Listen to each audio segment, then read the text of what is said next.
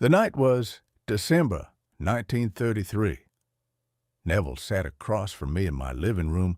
His dancer's posture collapsed, repeating the same words he had been saying for weeks. "Abdullah, I am trying so hard.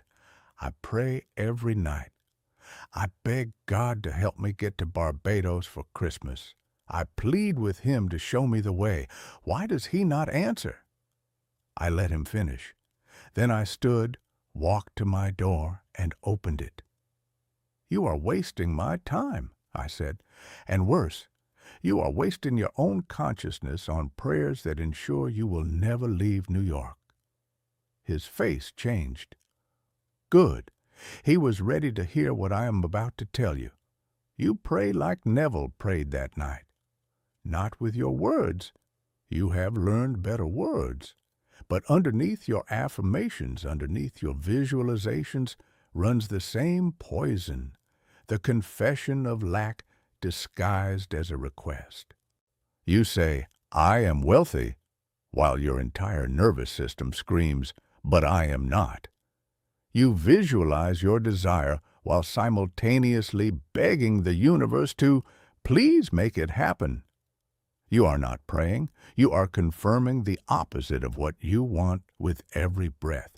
The prayer I told Neville to never say again was any prayer that begins from the premise that you do not already have what you seek. Any prayer that positions you as the beggar rather than the possessor. Any prayer that asks rather than accepts. Let me tell you exactly what happened that December night. Neville had been coming to me for 3 months, a penniless dancer sharing a basement apartment, surviving on coffee and hope. His family expected him home for Christmas in Barbados, but he had no money for passage. Every week he would tell me his prayers. "Dear God, please help me find a way to Barbados. Please send me the money. Please open a door." Every week I would correct him. Every week he would nod, then return to his begging. That night I had enough. After I told him he was wasting both our time, I said, "You are not going to Barbados, Neville. You are in Barbados. When you can assume that and feel it natural, you will be there physically. But as long as you pray from lack, you ensure the lack continues." He left confused. 3 days later, he returned. "I did it," he said. "Last night, I fell asleep in Barbados, not hoping to be there, being there." Within the week, his brother wired him money he had not requested. Within the month, he sailed home. Here is what you must understand. Prayer is not communication with a power outside yourself. Prayer is the movement of your own consciousness from the state of lacking to the state of having. Neville writes in Feeling is the Secret. Prayer is the art of believing what is denied by the senses. But you have misunderstood this. You think it means to pretend, to force belief against evidence. No, it means to yield so completely to the wish fulfilled that the senses have no voice. When you pray, "Please give me," you are praying from the consciousness of "I do not have." The universe, which is your own consciousness pushed out, can only echo back, "You do not have." When you pray correctly, you pray from the end. You do not ask for money. You sleep in the relief of bills paid. You do not beg for love. You fall asleep in the warmth of being deeply loved. You do not plead for healing. You assume the feeling of perfect health. The prayer I forbade Neville from saying was any prayer that confirmed his separation from his desire. The only prayer I taught him was the prayer of possession, to simply appropriate the state. As he would later write, "Your world is your consciousness pushed out. This is law, not philosophy. When you pray from lack, the universe must reflect lack. It has no choice. It is a mirror, not a judge." I watched Neville learn this with his career. For months he prayed, "Please let me succeed as a performer." His shows remained empty.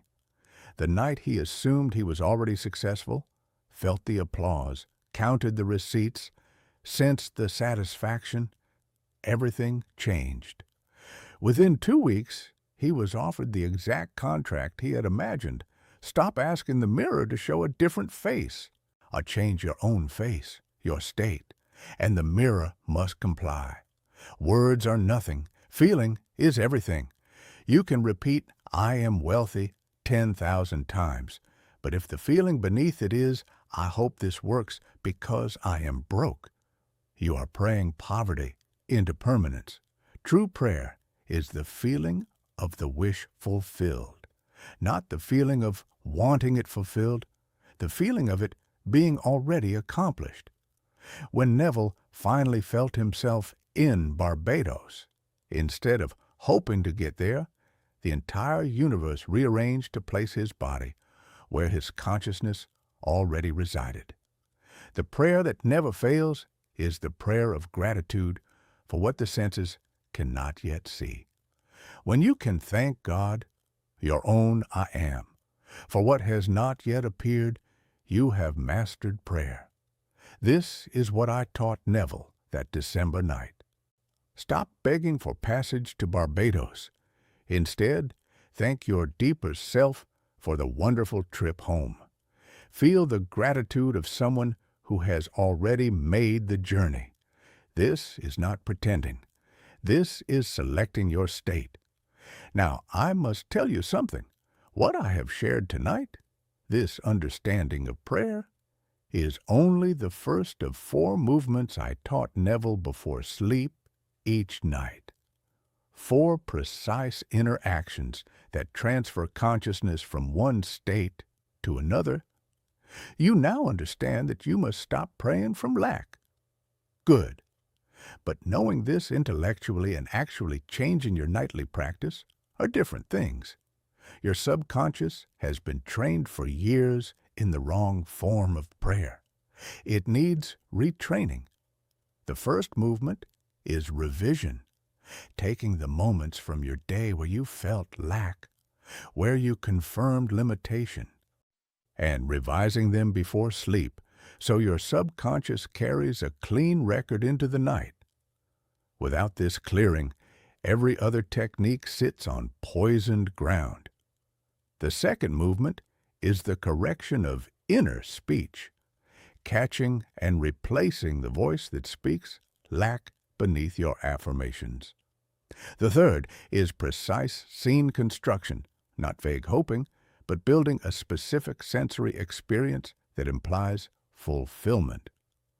The fourth is the transfer itself, falling asleep inside the new state so you wake up as the person who has, not the person who wants. You have been doing one of these, perhaps 2. And you have been wondering why the feeling fades by morning. It fades because the sequence was never completed. The subconscious received a partial instruction, and partial instructions produce partial results. I have written down the first movement, the complete 3-minute revision protocol, in a guide called Rewrite Tonight. It shows you exactly how to choose the 3 moments from your day that are reinforcing lack, how to revise each one before sleep, and how to feel the clearing that allows every other technique to actually reach your deeper mind. This is what I gave Neville before I gave him anything else. Without it, he would still be begging for Barbados. And for those of you who feel it, who know that the clearing alone is not enough, that you are ready for the full transfer, you will find it waiting after you receive the guide. 7 nights, 4 movements, the exact sequence I gave Neville in the winter of 1933. But start with the clearing. Start tonight. Comment the word reset below this video. Not as a comment, as a declaration. You are done lying down at night carrying the weight of an unrevised day. you are done planting seeds in poisoned soil. Comment reset, and I will send you the guide personally. Tonight before you sleep, you will practice the prayer that assumes possession. Choose one desire. Be specific. Now craft a single scene that would occur after this desire is fulfilled, not the moment of receiving, a moment that could only happen if you already have it. If it is money, see yourself casually paying for dinner, feeling the ease of abundance. If it is love, feel yourself rolling over in bed to see your beloved already there. If it is health, feel yourself doing something your current body cannot do. Now, in the state akin to sleep, that drowsy, floating state before unconsciousness, loop this scene. But here is the key. You are not watching it, hopefully. You are remembering it. It already happened. You are simply recalling a pleasant memory as you drift to sleep. This is prayer, not begging, remembering, not hoping, having. I can see you sitting here, and I know your history. You have been trying for months, perhaps years. You have studied every teacher, learned every technique, collected every method, and still you wake up in the same state, facing the same circumstances, feeling the same lack. You thought you were doing something wrong with the techniques. You were not. You were doing something wrong with your preparation. Every seed you planted was planted in soil contaminated by your daily confirmations of lack. Every visualization was undermined by hours of inner speech that contradicted what you were trying to build. You have been building a house on sand, then wondering why it will not stand. The reason your manifestations have been slow is not because the law does not work. It is because you have been working against yourself every day and trying to overcome it in 20 minutes before sleep. The mathematics do not work. You cannot plant lack for 16 hours and expect to harvest abundance from 20 minutes of correct thinking. But tonight, this changes. Tonight, you begin with clean soil. When I first met Neville, he was the same, desperate, sincere, completely committed to practices that guaranteed his failure. He would affirm abundance in the morning, then spend his day confirming his poverty through inner speech. He would visualize success at night, then wake up and immediately begin conversations about how difficult everything was. Oh, he was sincere, he was disciplined, he was completely backwards. The night I taught him about prayer, I also taught him about preparation. I showed him that the state you fall asleep in is not determined by your 20-minute practice. It is determined by the entire day that preceded it. And if that day was spent in the consciousness of lack, through worry, through complaint, through analysis of what is wrong, then that is the consciousness you carry into sleep, no matter what you visualize. This is why revision comes first. Not because it is the most powerful technique, but because it clears the way for every other technique to actually work. When you revise your day before sleep, you are not changing the past. You are changing the record your subconscious carries forward. You are ensuring that when you begin your scene of the wish fulfilled, you are not building on a foundation of lack. Neville practiced revision for 6 weeks before I taught him anything else. Not because he was slow to learn, but because I could see that without this foundation, everything else would be wasted effort. By the time he was ready for the full sequence, the 4 movements that transfer consciousness completely, his subconscious was clean. When he fell asleep in Barbados, he fell asleep as someone who had been successful all day, who had felt abundant all day, who had lived in the end all day. This is why he manifested in days, not months. The very fact that you have been praying wrong for so long is perfect. It means every seed you planted was a seed of lack, and those seeds are about to die. Tonight, you plant new seeds, seeds of possession, seeds of having, seeds of being. Your years of unanswered prayers were not wasted. They were preparation. Now you know the difference between begging and believing, between asking and accepting, between hoping and having. You are not behind. You are exactly where Neville was that December night, ready to stop praying like a beggar and start assuming like an heir. Within weeks, he was sailing to Barbados. Within weeks, you will be living what you formerly begged for. The delay was the lesson. The silence was the teacher. Now you are ready for the answer because now you know how to receive it, not by asking, but by accepting it as already yours. I want you to understand something about what happens next. When you begin practicing prayer correctly, when you stop confirming lack and start assuming possession, the outer world will test your new assumption. It will present you with evidence that seems to contradict what you are assuming. This is not the universe fighting against you. This is the old state dying. The circumstances you see around you were created by the old prayer, the prayer of lack.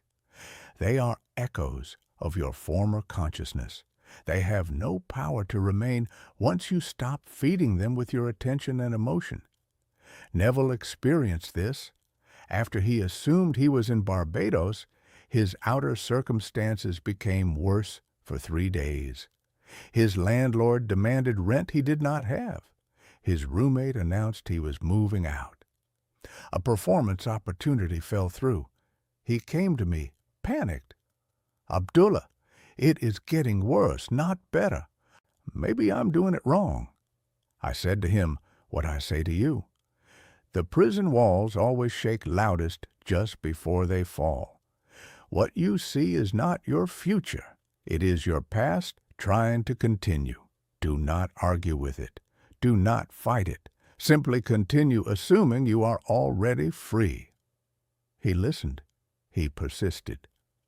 The third night, his brother sent the money. When your outer world presents evidence that contradicts your assumption, you will know you are doing it correctly. The old must be disturbed before the new can settle. Persist in your new prayer.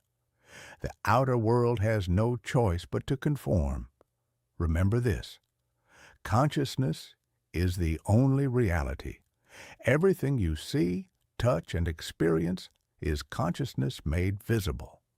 When you change your consciousness, when you stop praying from lack and start praying from possession, reality must change to match. This is not faith.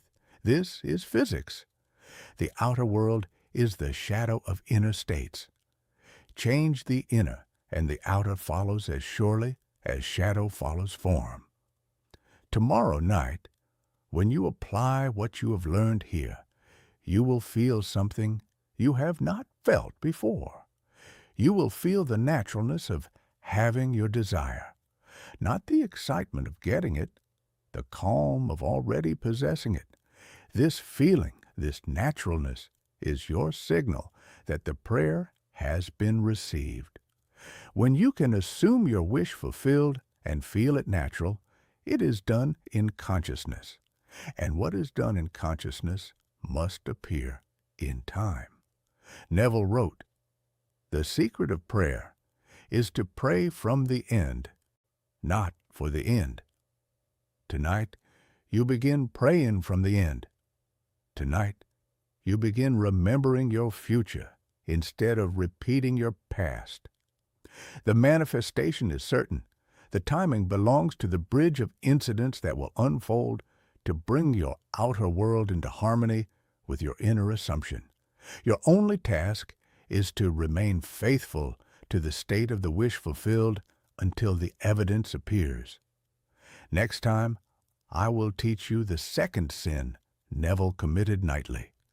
the one that took him 14 months to break, trying to manifest from tomorrow instead of from the end. Most of you are making this same mistake right now without knowing it. You are setting your desire in the future, which keeps it in the future forever. I will show you how to collapse time itself by assuming your desire is already accomplished in this eternal moment of now.